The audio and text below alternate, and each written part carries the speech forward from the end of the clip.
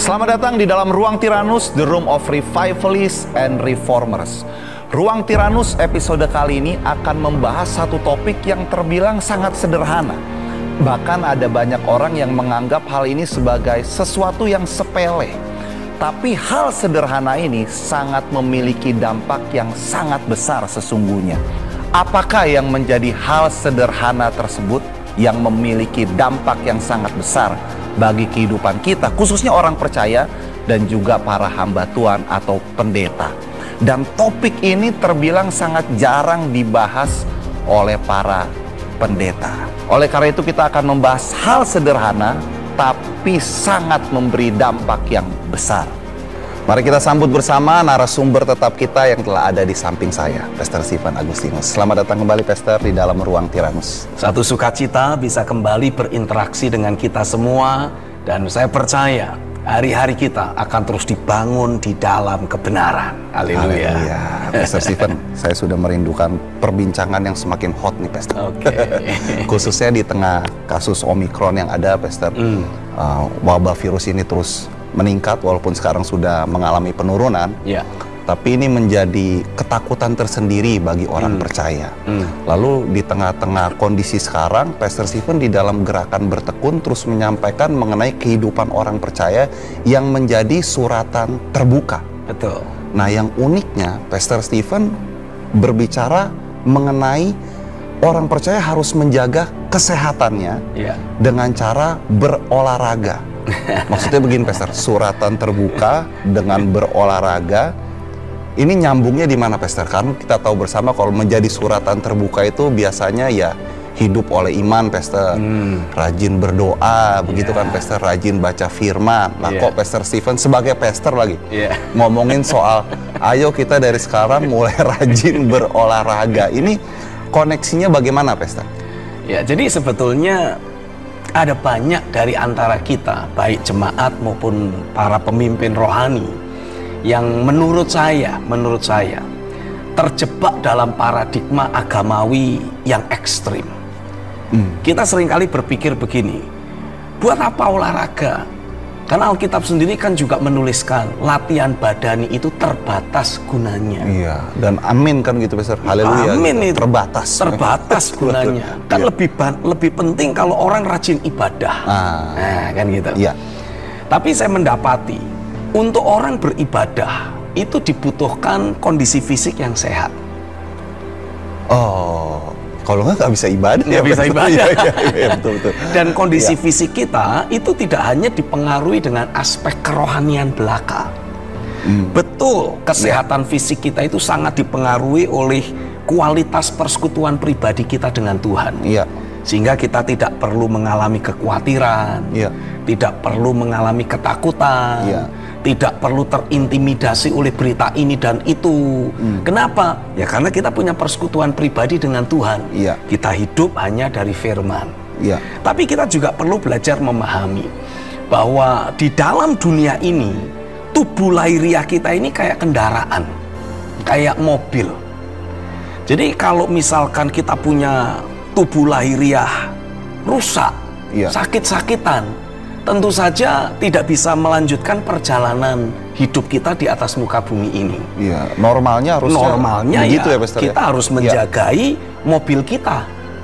Kan kalau kita mau bepergian, mau melanjutkan perjalanan, mobilnya harus sehat. Mobilnya harus dipastikan tidak mogok. Tidak kempes, bannya pun tidak boleh, harus dijagai. Ya, apalagi kalau kita mau naik jalan tol, perjalanan panjang, kecepatan tinggi, ini kondisi ban harus dijaga. Jadi kita harus pastikan tubuh kita pun dipastikan sehat, dipastikan kuat untuk melanjutkan perjalanan rohani kita dan mengerjakan kehendak Tuhan di atas muka bumi ini.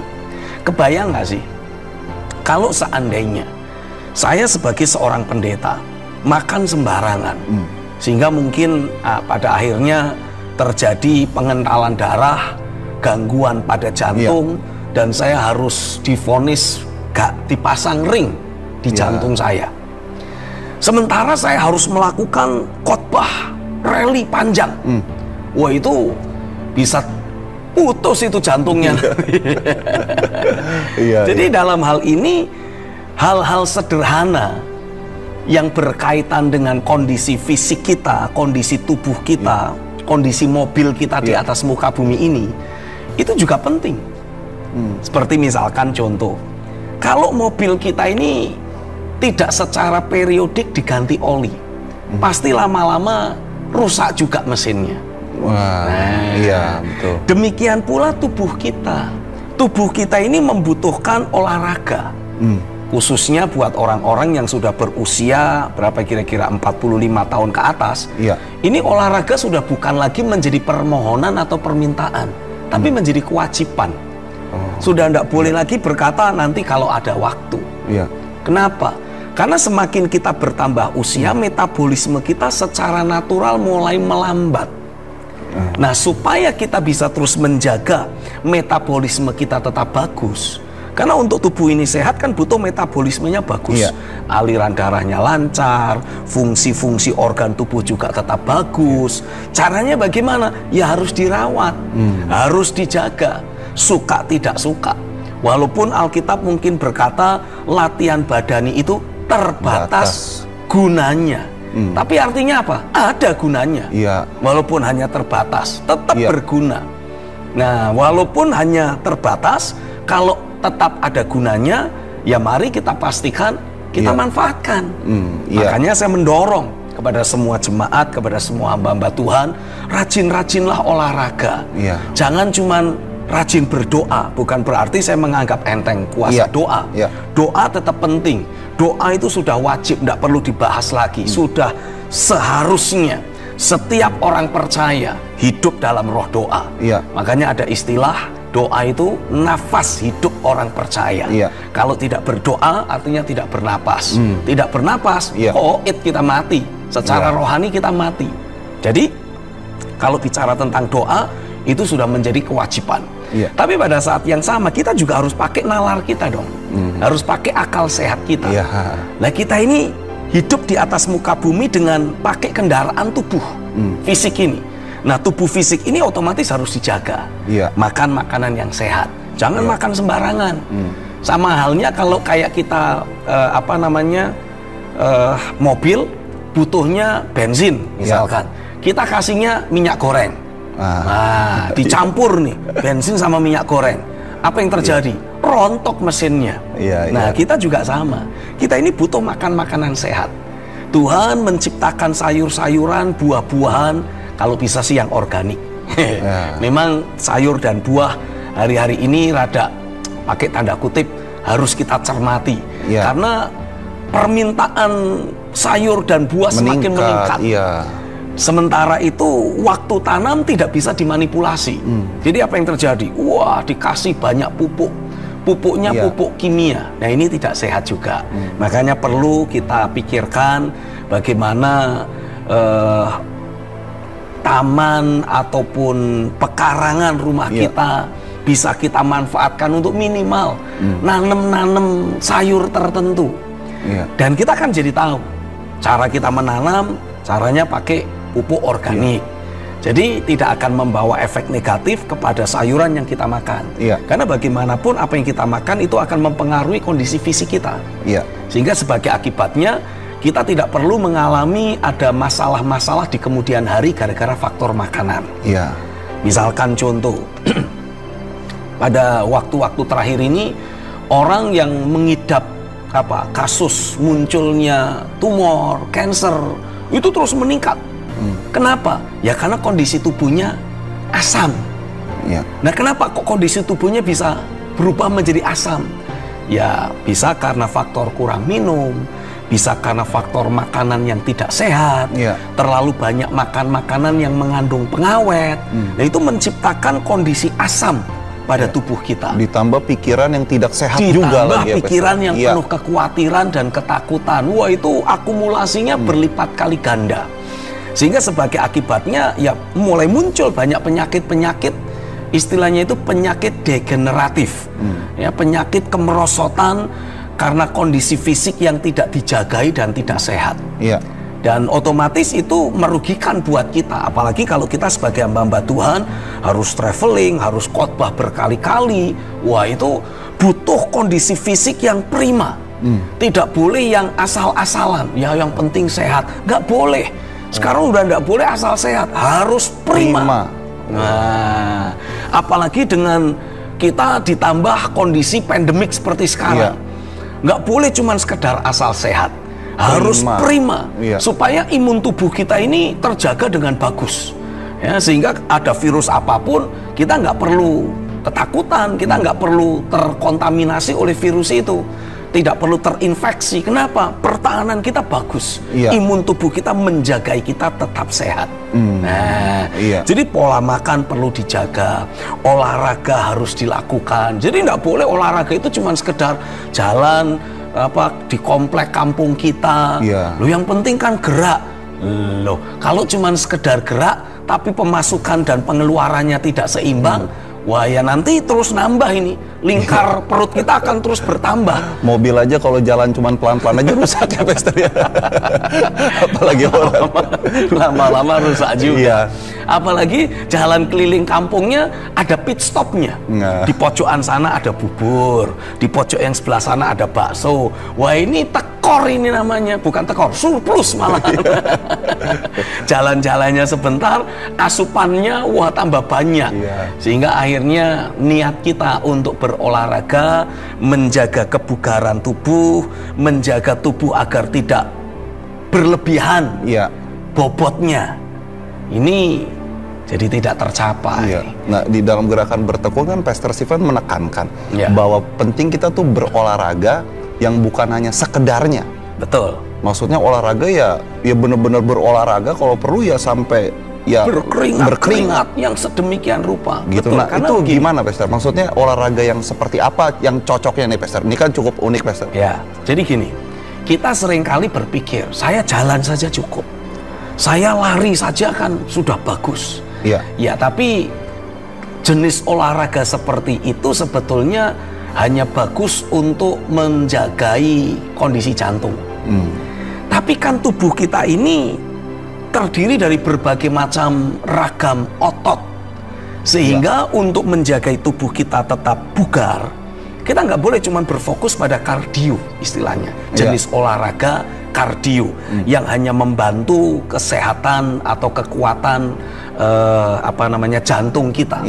Kita butuh melatih otot-otot rangka, istilahnya, sehingga tubuh kita ini tetap tegak.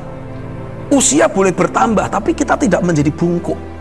Nah, kan kalau kita perhatikan orang-orang yang sudah semakin senior, kadangkala kita lihat loh kok semakin bungkuk ya, makin kecil kelihatannya, makin semakin seperti mengecil. Hal itu disebabkan karena otot-otot rangkanya tidak dilatih. Otot-otot rangkanya mengkeret, begitu istilahnya, mengerut, mengecil, memendek, sehingga otomatis membuat dia jadi tambah bongkok, kelihatan jadi lebih pendek. Nah, ini otomatis mempengaruhi kesehatan fisik secara keseluruhan. Seperti misalkan contoh, kita mendapati juga banyak orang-orang yang sudah mulai lebih senior, kalau kita tidak mau bilang tua, seringkali punya kasus jatuh di kamar mandi. Kenapa begitu? Ya karena otot kakinya tidak dilatih. Ini otot kaki ini bagian dari otot rangka.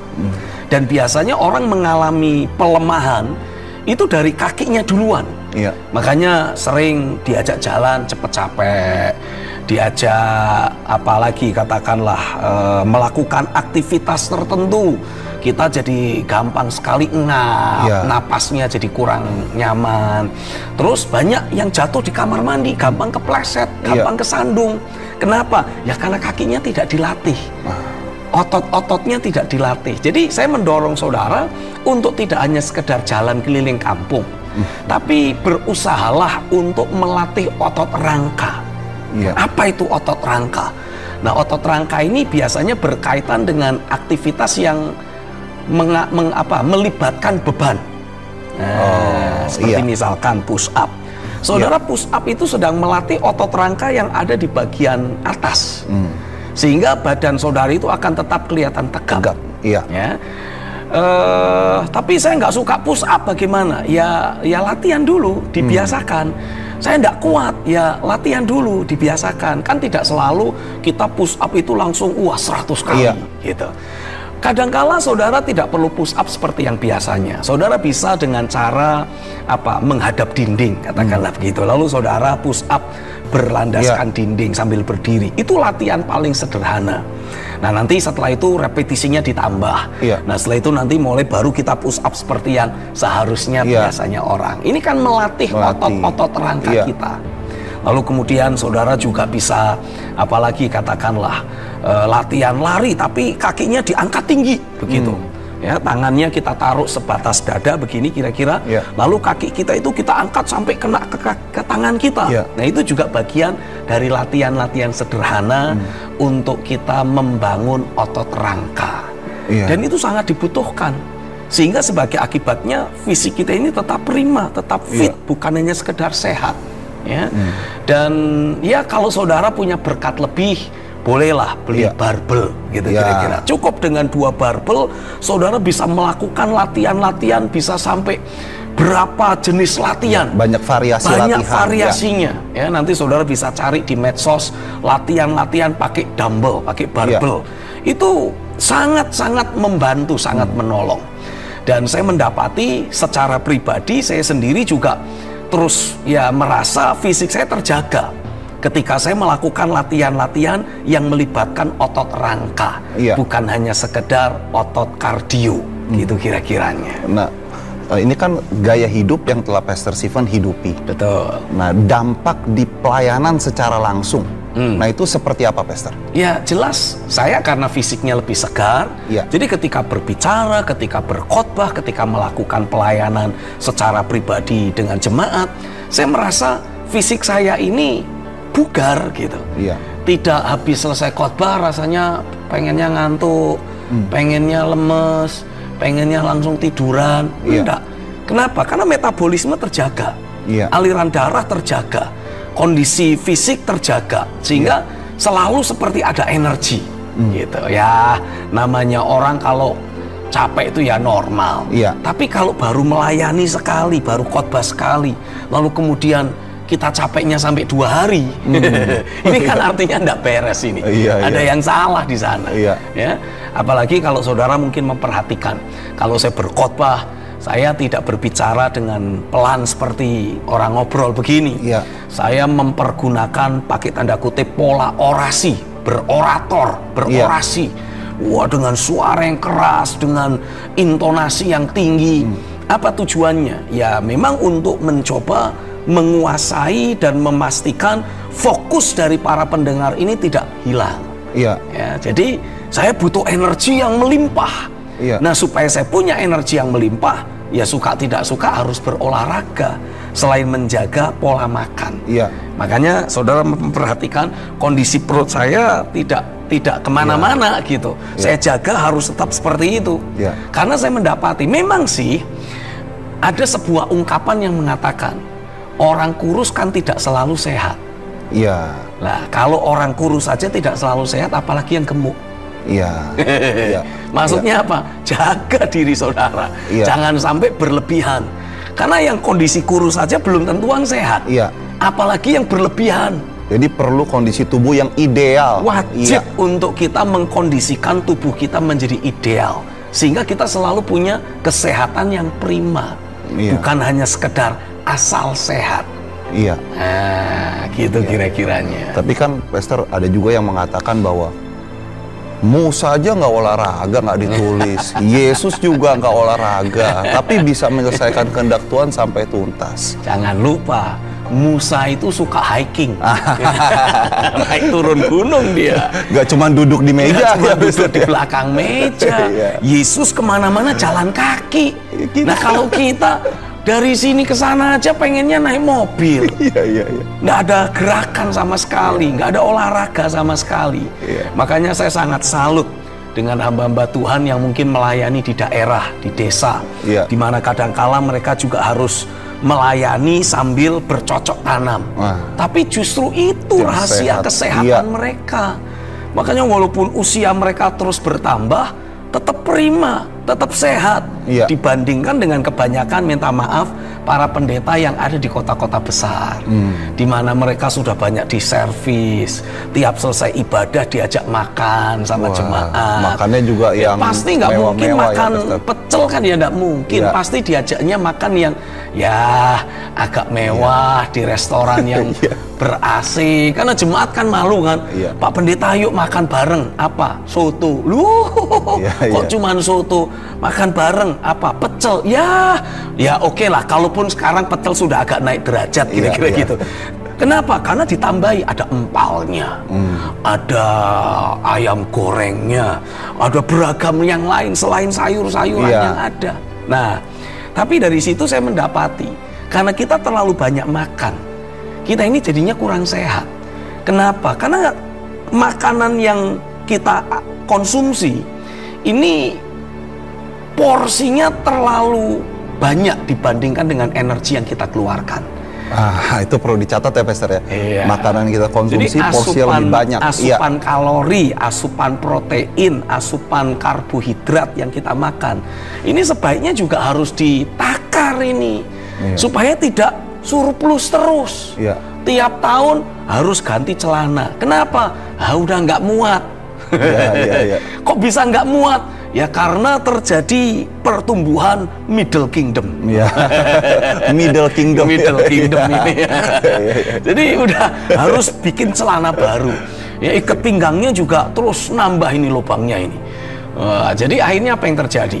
Ya akhirnya kita menjadi sosok hamba Tuhan yang kalau dilihat itu ya cabi sih, menggemaskan sih, tapi kitanya sendiri mendapati jadi kurang prima, kurang fit. Nah, suka tidak suka kita harus ngomong jujur. Saudara harus belajar jujur pada dirimu sendiri. Bandingkan keberadaanmu yang sekarang dengan keberadaanmu beberapa tahun lalu. Ayo kalau khotbah, saudara lebih menikmati yang mana? Pasti kita merasa aku tuh lebih fresh, lebih bugar, lebih leluasa, naik turun mimbar, naik turun podium. Itu beberapa tahun yang lalu. Ya tapi itu kan karena saya semakin bertambah tua. Nah seringkali kita berdalih begitu, tanpa kita belajar menyadari bahwa sesungguhnya bertambah usia itu sesungguhnya hanyalah angka yang bisa kita siasati, bisa kita manipulasi pakai tanda kutip, sehingga walaupun bertambah usia fisiknya tetap bugar. Caranya bagaimana? Rajin olahraga. Jaga makanan kita. Jadi tambah usia harusnya makin disiplin berolahraga. Harus semakin disiplin olahraga. Nah, Pastor Stephen, saya tertarik ingin mendengar tips-tips dari Pastor Stephen mengenai bagaimana caranya para hamba Tuhan menolak ajakan makan, Pastor. Nah, itu yang rasanya juga penting, Pastor, ya kan? kan pasti kan dijamu, mungkin dengan istilah daging-daging organik. Maksudnya misalnya babi yang makan sayur-sayuran gitu, kambing yang makan sayur, kan hijau-hijau juga, hewan-hewan organik gitu, Pastor. Nah, gimana caranya bisa hamba-hamba Tuhan bisa menolak tawaran-tawaran tersebut? Tipsnya bagaimana, Pastor? Yang pertama kita harus memastikan bahwa kita bukan tipe orang yang punya aji mumpung. Itu yang pertama harus kita miliki. Karena dengan kita memiliki sebuah pendisiplinan diri, bahwa saya makan cukup sekian saja, bukan wah mumpung, ini enak ini, mumpung diajak jemaat gratis, wah enak ini, pesen lobster, lobsternya nanti kita kasih makan sayur-sayuran jadi organik. Yang pasti kita harus punya sebuah sikap hati, kita bisa mendisiplin diri untuk makan secukupnya. Itu yang pertama. Itu disiplin dirinya di hati ya? Harus di hati kita. Jadi jangan lihat jenis makanannya baru muncul pendisiplinannya. Wah kok kurang suka ya, jadi makannya dikit aja lah gitu. Jangan. Dari sejak awal dan di segala waktu kita harus bisa menjaga sikap hati kita. Ya, Alkitab juga menuliskan kalau nafsu makan kita tinggi, kita harus taruh pisau di leher kita. Maksudnya apa? Mengingatkan, makanmu hati-hati, jangan berlebihan. Walaupun dalam kondisi sekarang banyak hamba-hamba Tuhan udah nggak cocok pakai pisau, terlalu kecil, harusnya samurai. Nah, ketika kita sudah punya pendisiplinan diri, makan hanya secukupnya, kita juga harus belajar mengambil sebuah sikap. Tidak semua undangan dari jemaat itu kita terima. Nggak, jangan. Karena kalau kita terima setiap undangan dari jemaat, setiap hari akan selalu ada jemaat yang undang makan. Iya. Kalau dikirim, Pastor, makanan bagaimana, Pastor? Iya, kalaupun dikirim, kita tetap harus praktekkan prinsip pendisiplinan pribadi. Makan secukupnya. Loh, nanti ini berlebihan sisa gimana? Yaitu kesempatan kita berbagi dengan yang lain. Jangan lupa berbagi. Jangan lupa berbagi dengan yang lain. Saya mau Pastor dibagi. Kasih nomor telepon dan alamatnya. Nanti pemirsa banyak yang kirim. Tulis di sini. Nah, jadi dengan kita mengambil sebuah sikap, saya harus bisa menjaga diri saya. Saya juga harus bisa mendisiplin diri untuk tidak sedemikian mudah menerima setiap undangan dari jemaat untuk makan. Jadi kita yang harus belajar untuk memilih-milih. Kapan, bukan siapanya loh ya. Bukan siapa yang mengundang kita yang kita pilih, tapi kapan. Ini kalau siapa jadi keliru nih. Kalau siapa yang mengundang kita baru kita menentukan oke atau tidak oke. Ini jadi keliru ini. Jadi pilih kasih ini nanti jadinya. Nggak boleh. Sebagai hamba Tuhan, kita tidak boleh membeda-bedakan jemaat. Tapi kita harus mendisiplin diri kita. Kapan kita boleh menerima undangan makan. Nah, ini yang harus kita pastikan menjadi disiplin yang terus kita praktekkan dalam hidup kita. Sehingga sebagai akibatnya ya kita tidak terbiasa makan keluar. Kita biasakan diri kita makan makanan yang dimasak di dalam rumah. Karena yang pasti itu lebih hemat. Yang pasti itu ya gimana ya? Pasti bukan sesuatu yang bermewah-mewah. Karena makanan rumah kan selalu punya konotasi makanan apa adanya. Sayur-sayuran, sup, atau mungkin ya goreng tempe, ya paling mewah paling goreng telur atau ayam. Nggak mungkin dong tiap hari kita bikin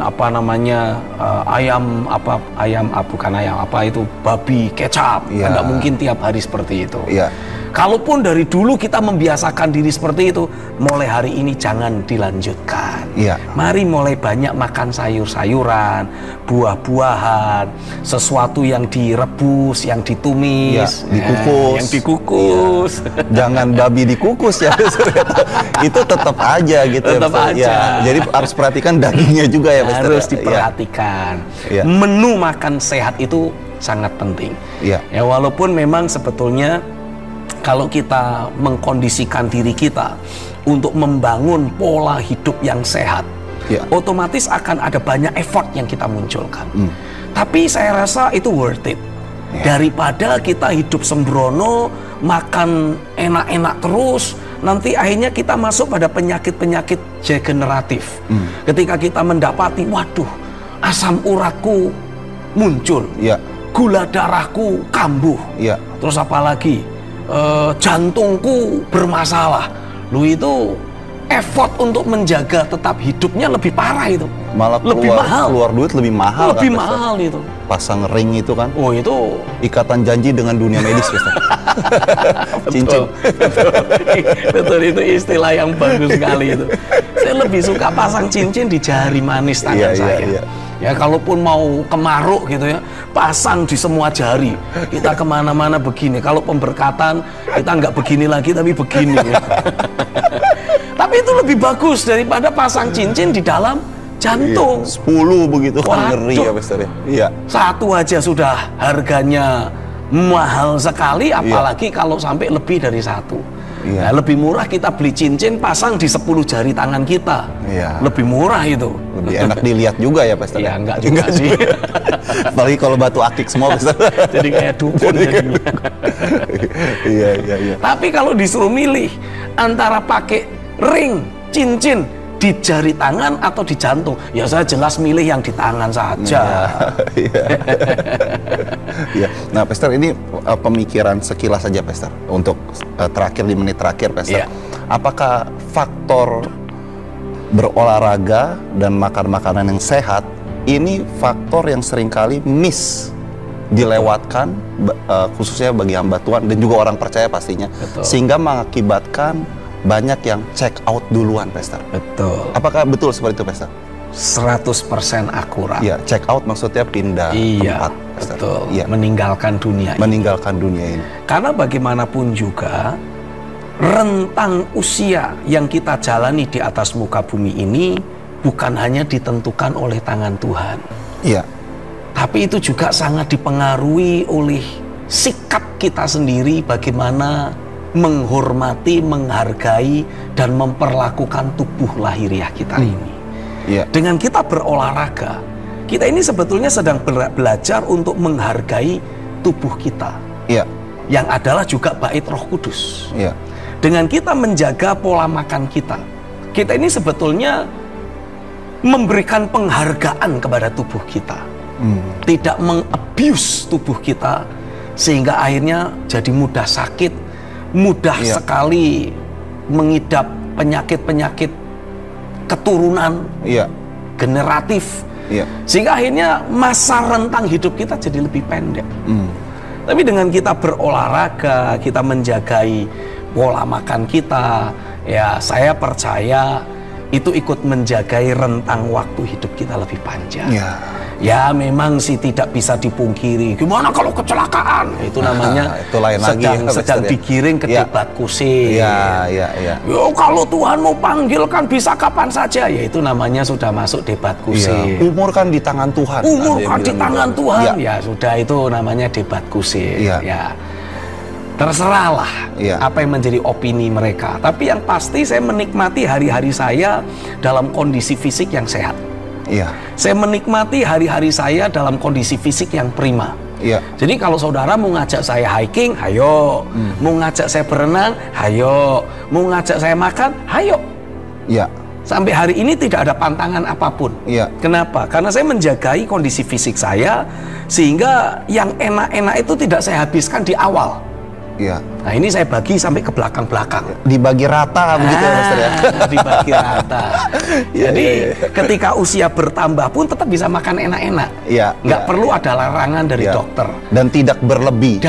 Berlebih tentu saja. Tetap kita takar, kita makan secukupnya. Dan ya otomatis saya lebih menikmati hari-hari saya. Dibandingkan kalau misalkan saya makan enak-enak di depan, lalu setelah itu ke belakang mulai sakit-sakitan, hanya boleh makan bubur tawar. Wah itu lidahnya memberontak terus, itu pasti itu. Dibandingkan kalau dari awal saya biasa makan makanan yang hanya dikukus, ditumis, direbus, sesekali makan enak, oke lah. Ini sampai ke belakang tidak ada komplain apapun dari lidah. Apapun yang disajikan, asal sudah tidak bergerak, sudah matang, mari kita nikmati dalam anugerah Tuhan. Dan tidak menimbulkan efek, efek buruk negatif buat tubuh lahiriah kita. Baik, Pastor Steven, saya rasa perbincangan kita kali ini sangat sederhana, tapi yang sederhana ini sangat menentukan, sangat penting. Ada banyak keputusan-keputusan sederhana yang akan membawa efek besar dalam hidup kita di kemudian hari. Seperti misalkan ya ini, kita mengambil keputusan untuk olahraga. Itu adalah keputusan yang harus kita buat. Itu harus menjadi ketetapan hati kita, karena banyak orang tahu pentingnya olahraga. Banyak orang tahu olahraga itu bermanfaat untuk kesehatan, tapi ya tetap aja nggak olahraga tuh. Banyak orang yang nge-share artikel olahraga, tapi nge-share doang. Tapi cuma nge-share doang, tidak menjadi pelaku. Sekarang lagi tren begitu, Pastor. Gitu. Atau kalaupun lagi olahraga, ini dipakai sebagai sarana wahana selfie. Jadi olahraganya cuma 5 menit, selfie-nya 1 jam. Nah, lalu kemudian dia bilang, oh saya udah olahraga 1 jam kok. Itu olahraganya cuma begini, tapi ngakunya sudah olahraga. Tapi biasanya orang ngerasa sehat, Pastor, dengan selfie pegang barbel. Yang terus diupload. Yang penting happy. Tapi ya, mari saya mengajak semua kita untuk memastikan kita bukan hanya menjalani hari-hari dalam kehidupan kita penuh dengan pergumulan dengan sakit penyakit. Karena pandemi COVID-19 ini menjadi sebuah warning awal.